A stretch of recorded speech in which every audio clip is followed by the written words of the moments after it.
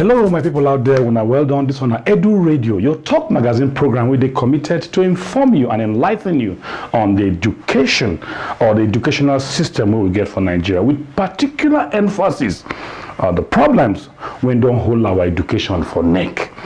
Today, with a welcome honor to our Edu Radio studio.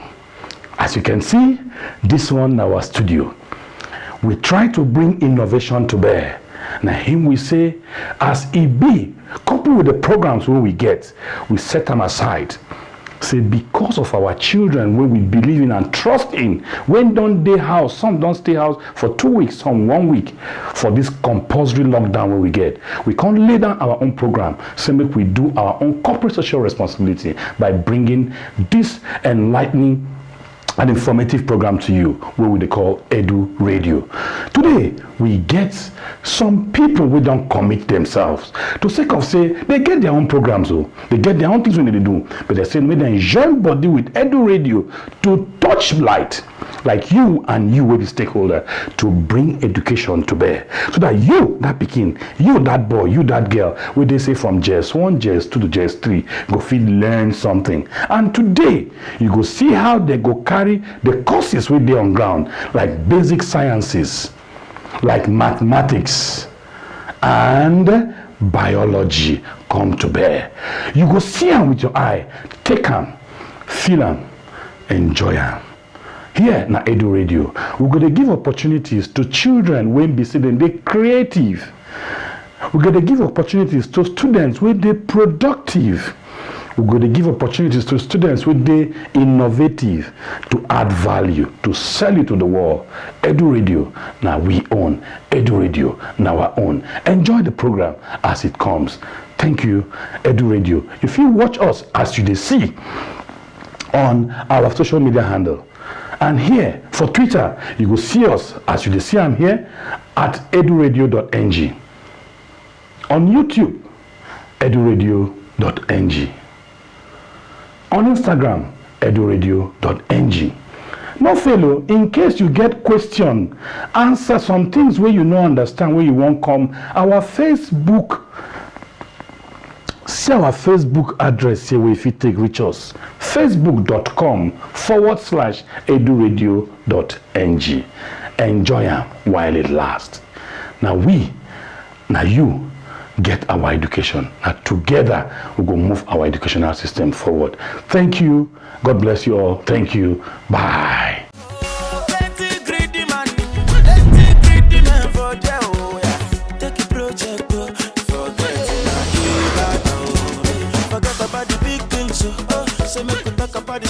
Today, the topic we have is digestive system.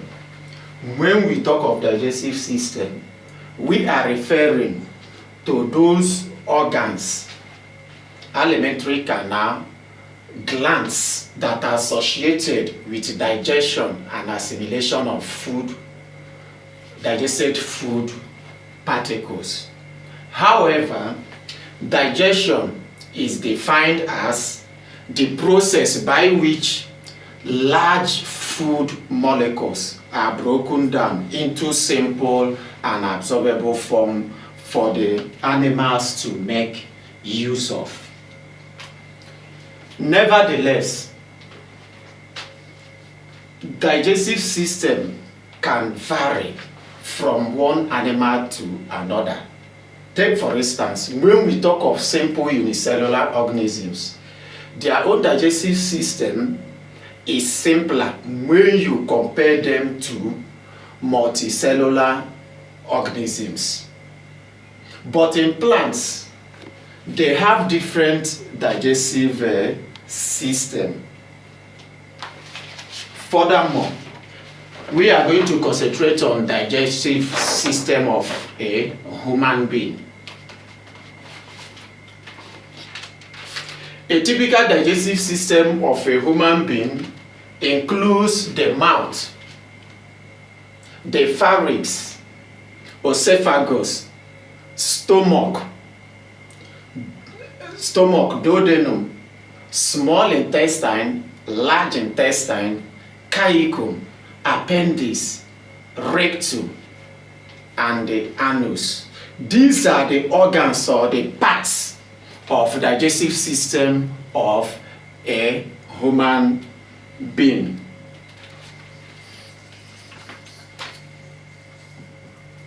Now we are going to look at the functions of different parts that make up of this human digestive system. We are going to start from the mouth.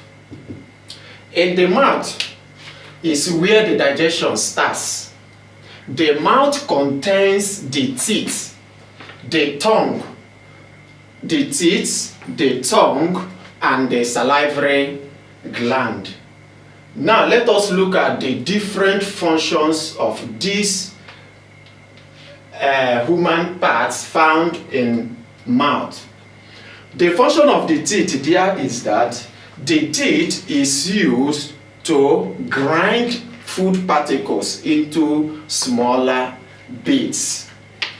Also, the teeth helps to expose the larger area of the food particles for an enzyme known as thiolin to act on.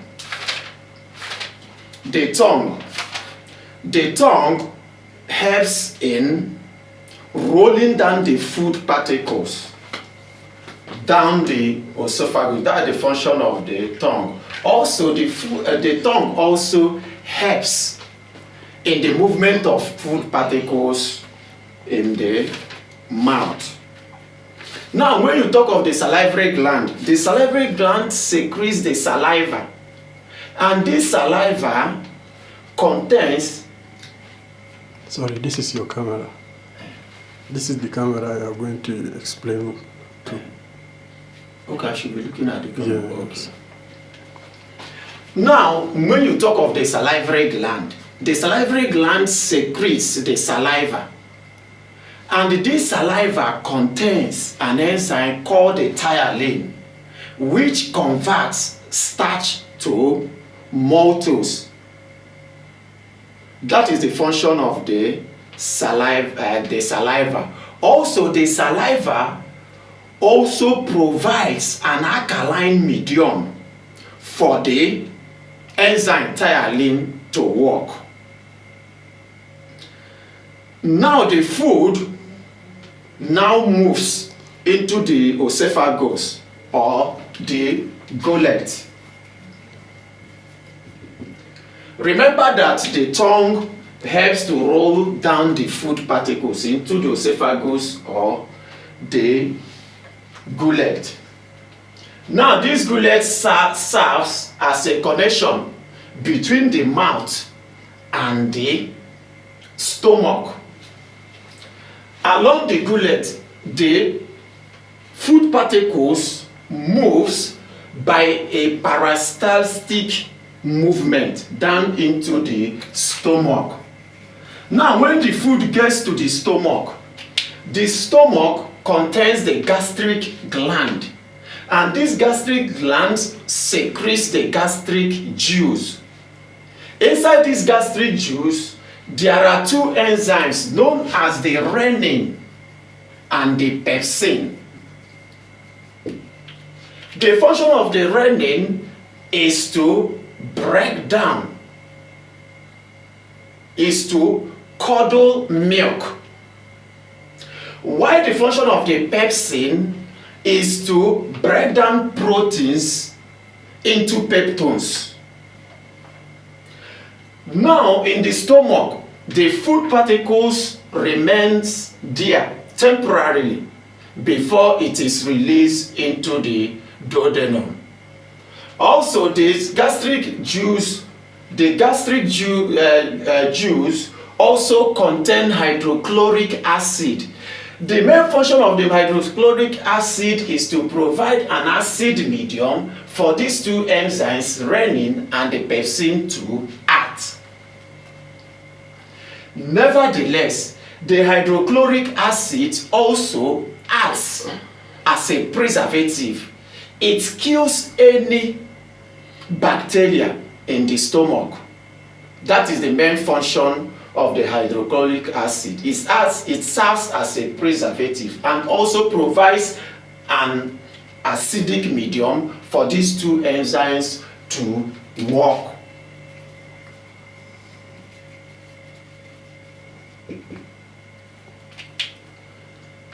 Now, the semi-solid, the semi-liquid food that is going to leave the stomach is referred to as chyme. Now the chyme will enter into the duodenum. The duodenum contains the pancreas, and the pancreas secretes pancreatic juice. This pancreatic juice contains 3 enzymes known as amylase,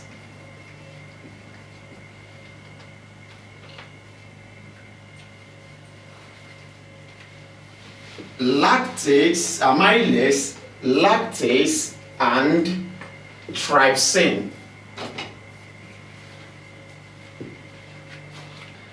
The function of the amylase is to further digest the starch that was not properly digested in the stomach. What the amylase does is that it converts the starch to maltose, while the lipase converts fat and oil into fatty acid and glycerol. The trypsin converts proteins, the peptones, into the proteins and the peptones into polypeptides. That is the function of the 3 enzymes. Also, the pancreatic juice provides an alkaline medium for the 3 enzymes to work on, thereby stopping the action of pepsin and the renin, which requires an acidic medium. From the duodenum, the food moves to the small intestine.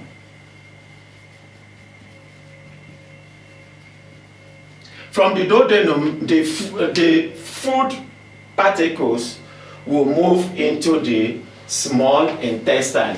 But the food particle ready to leave the duodenum is referred to as chyle.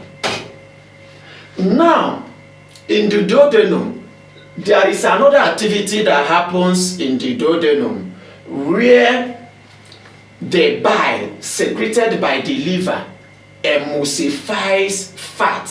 What I mean by emulsification of fat is to break down fat into smaller droplets. And remember that the bile is stored in the gallbladder, and that bile has an alkaline in it. Now, when the food gets into the small intestine, there are 2 major activities that happens in the small intestine. Small intestine is where digestion ends and absorption of digested food materials occur.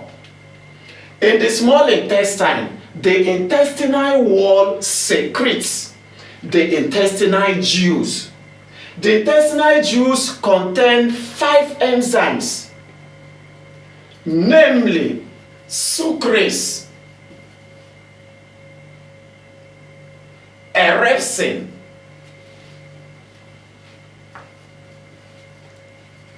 maltase,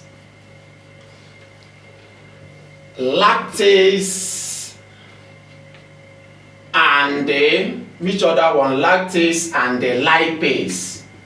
These are the 5 enzymes found in the intestinal juice.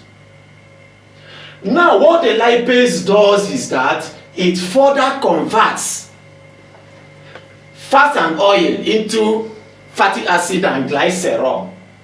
The lactase converts lactose into glucose and the galactose.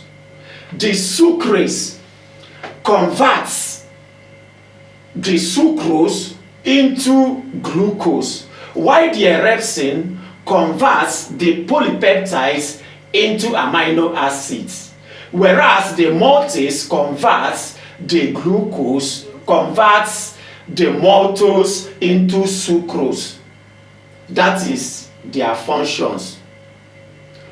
Now the end product of digestion, which are amino acid, fatty acid and glycerol, as well as glucose, are now absorbed in the small intestine. Remember, we said there are two major activities that happened in the small intestine: digestion and absorption of digested food materials.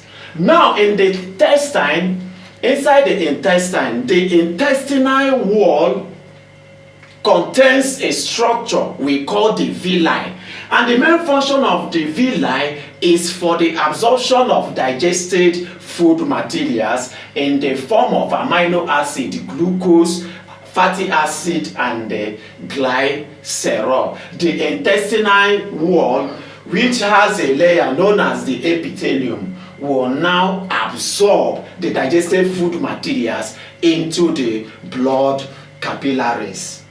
Now for glucose and amino acids, they are absorbed by active transport or by diffusion into the blood capillaries. But for the fatty acid and glycerol, they are going to be taken into the lacteal through the lymph vessel before they finally rejoin the blood capillaries.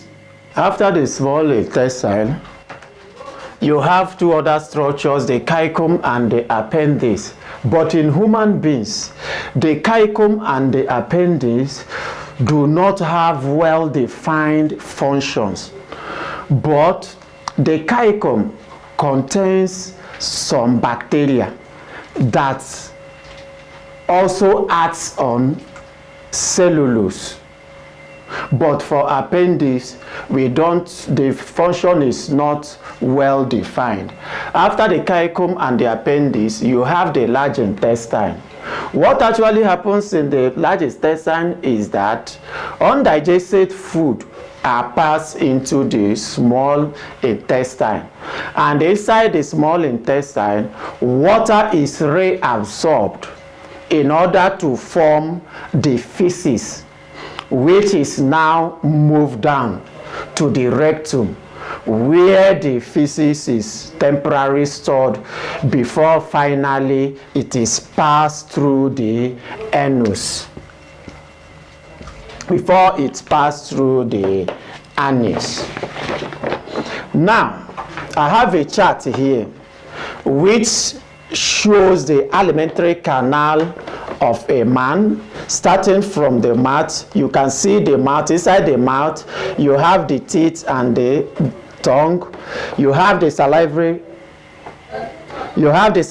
gland here. You have the stomach. You have the stomach, the duodenum. Inside the duodenum, you have the pancreas.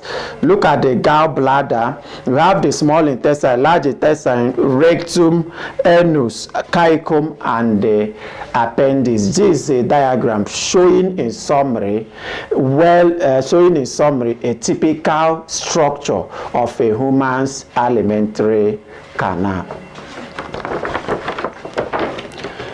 However, before we close, I can still summarize for you to understand it better. Where the topic is digestive system. Now, when we talk of digestive system, we are referring to those organs and glands, as well as the alimentary canal, which are associated with digestion and absorption of food materials. Furthermore, I explained that digestion, or I gave the definition of digestion as the process by which large food molecules are broken down into simple and absorbable form. We also mentioned that when you move from unicellular organisms to multicellular organisms, the complexity of the digestive system tends to increase. But in animals, due to evolution, you can also have different types of digestive system when it comes to modification because of evolution. Now, parts of human digestive system, we started with the mouth. What really happens in the mouth is that it is where you have the teeth, and the teeth is used to grind food particles into tiny bits. You equally have the tongue there. What the tongue does is that those tiny food particles are rolled into bolus. The tongue also helps in movement of food particles within the mouth.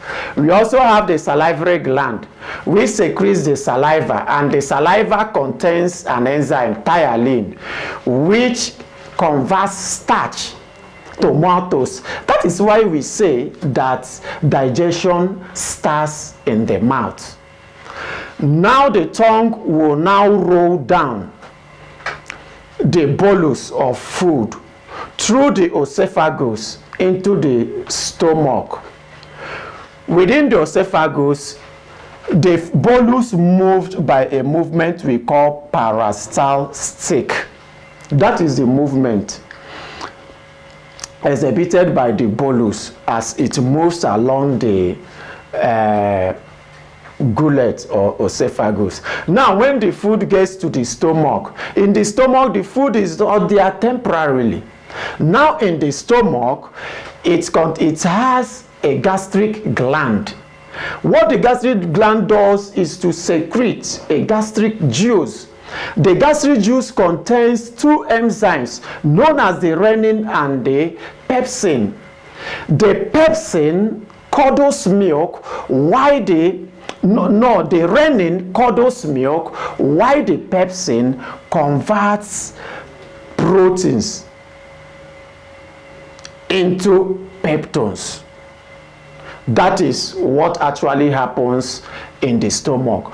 Also, the gastric juice secretes hydrochloric acid, which acts as a preservative in the stomach.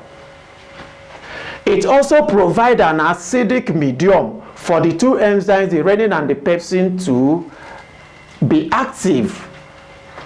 Now, the semi-liquid food ready to leave the stomach is referred to as chyme. Now the food is passed into the duodenum, will enter into the duodenum. In the duodenum, there is a pancreas. There is an organ called pancreas in the duodenum. The main function of the pancreas is to secrete the pancreatic juice. And this pancreatic juice contains three enzymes, namely the lipase, the trypsin, and the maltase. Now, what the lipase does is to convert fatty acid, to convert fats and oil into fatty acid and glycerol, and the trypsin converts the proteins and the peptones into polypeptides, whereas the maltase converts starch into maltose, because in the mouth not every starch was digested. Now, within the duodenum, there is another activity that happens. We have a liquid that we call the bile, and that bile is secreted by the liver and stored in the gallbladder. What the bile does is to emulsify fats. What I mean by emulsification of fat is that it breaks down fats into tiny droplets. Now, the semi-liquid food ready to leave the duodenum into the small intestine is referred to as chyle. Now, in the small intestine, there are two major activities that happens in the small intestine. Digestion ends in the small intestine, while absorption takes place in the small intestine. Now, the intestinal wall secretes intestinal juice. In the intestinal juice, you have 5 enzymes known as the erepsin, the lactase, the lipase, the maltase, and the sucrose. What the lipase does is that it converts fats and oil into fatty acid and glycerol. The erepsin converts the polypeptides into amino acid. The lactase converts lactose into galactose and the glucose. Why the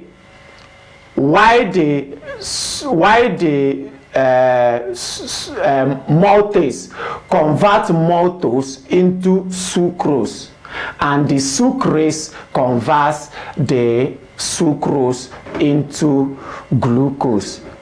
Now, after the digestion of these food particles, the end products such as amino acid, fatty acid, and the glycerol, as well as glucose, are going to be absorbed in the small intestine through the intestinal wall.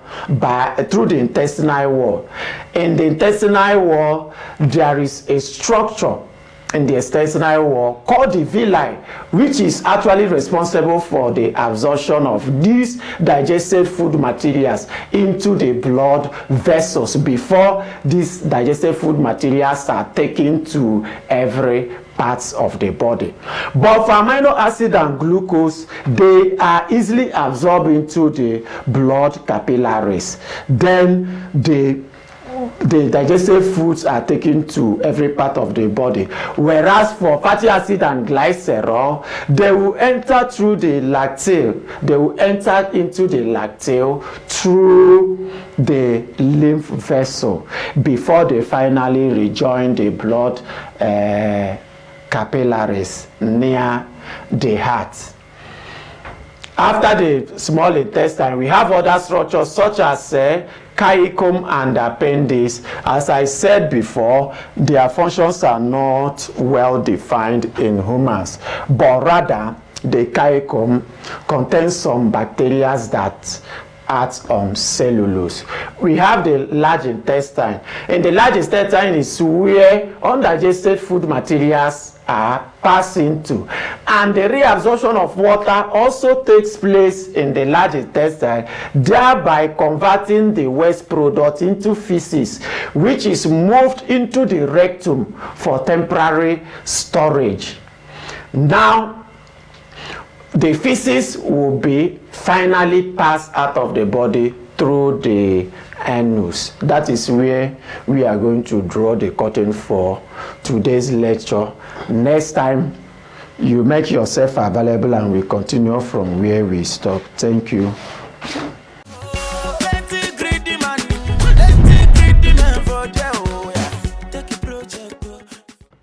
Hello, my people out there. Welcome once again. I hope you will enjoy yourself very well as our very good teachers will be Mark and Uchenna give una the very best. However, this might not be the very best what you'd expect, but you can make a change. You can join us. You can be with us. Hopefully, we'll come up again on Tuesday, where we will do, in case you want to follow us, from 4:15 on Love 104.5. When they call Love FM, with the for Abuja here. You will enjoy us. And you can still follow us on our Facebook page. They go come, they go teach. In case you don't get data to follow us, well, follow us for radio. We there for there. Well, once again, we want to appreciate our frontline officers, the nurses, primary, secondary, tertiary, police, everybody with there on special operations for this program. Journalists with there out there, they make sure so they bring news to you. We